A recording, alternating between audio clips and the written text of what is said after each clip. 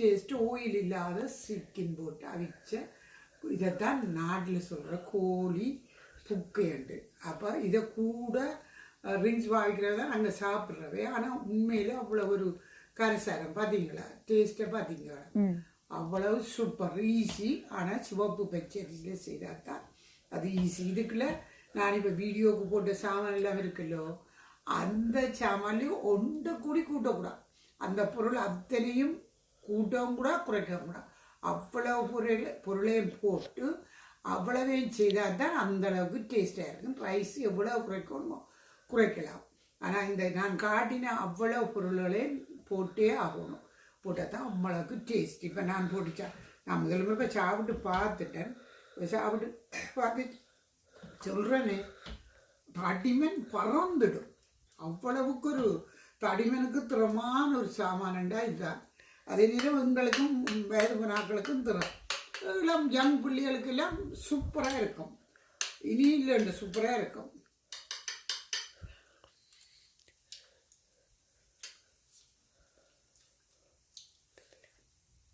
Very good, tasty, yummy. நீங்கள் சாப்பிட்டு பார்த்தீங்களானே?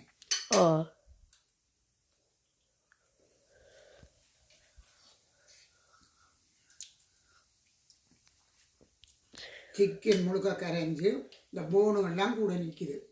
அப்போ அவ்வளோக்கும் இந்த சிக்கன் இதுதான் இது. அப்போ சும்மா அவனும் எல்லாம் போட்டு சாப்பிட்றது கல் போல இருக்கும். இது சாஃப்ட்டும் உப்புகள் புளிகள் தூள்கள் எல்லாம் ஊறின ஒரு டேஸ்ட்.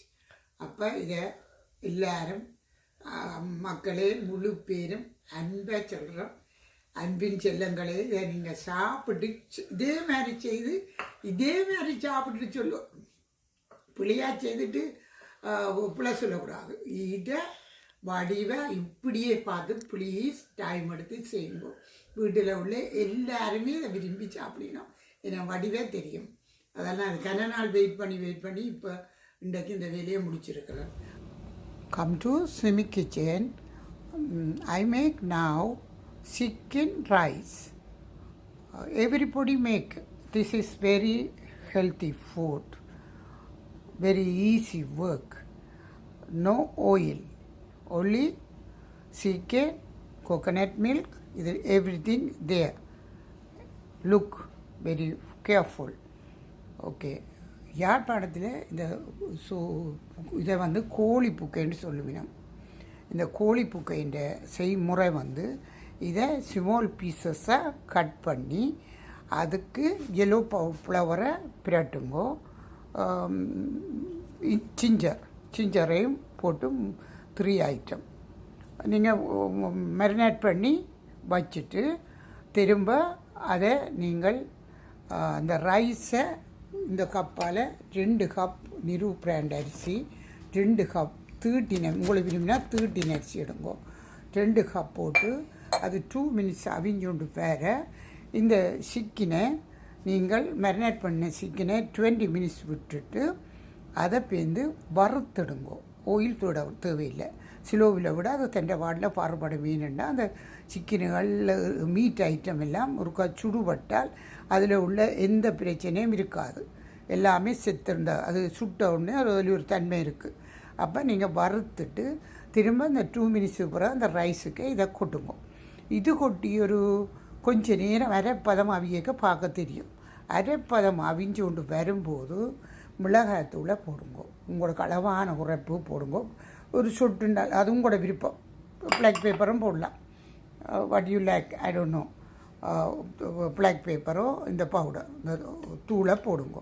தூள் போட்டு அடுத்த அதை அவிஞ்சு கொண்டு வேறு ஓனியன், கறி லீஃப், க்ரீன் சில்லி, கார்லிக் எல்லாத்தையும் போட்டு திரும்பவும் அவிஞ்சோண்டு வேறு திரும்ப கோகோனட் மில்க்கை நல்லா தடிப்பை புளிஞ்சு அதுக்கு விடுங்கோ.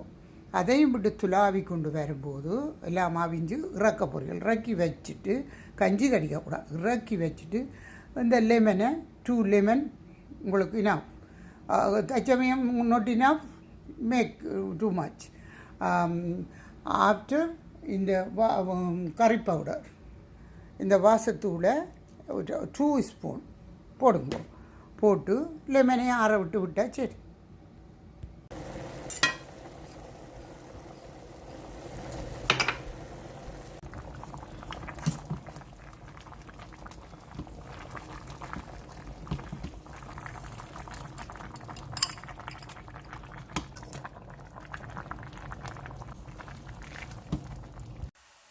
எல்லாம் போட்டு அவிஞ்சோண்டு வரைக்க இந்த தண்ணியை அள்ளணும். கஞ்சியும் இது மாதிரி இந்த கிரேவியை அள்ளி பிரிம்பா எடுத்து 2 எக்கும் காஃப் ஆயில் போட்டு அதுக்கு கொஞ்சம் புளியும் விட்டுட்டு இதை குடித்தா நெஞ்சில் உள்ள சளி எல்லாம் அப்படியே பறந்துடும். அப்போ நெஞ்சில் இருமுற நோவுகள் எல்லாம் மாறிடும். இதில் உள்ள ஐட்டம் எல்லாம் சேர்ந்து முழுக்க சேர்ந்து மாறிடும். அப்போ நீங்கள் இதை அவிஞ்சொன்றிருக்க யாருக்கு சிக் இருந்தால் அவைக்கு இது எடுத்து வடிவாக குடிக்க கொடுக்கலாம். இதுக்கு இந்த பாலை ஊற்றுறோம்.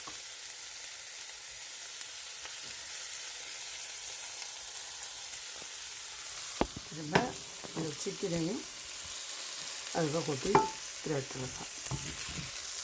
சரி,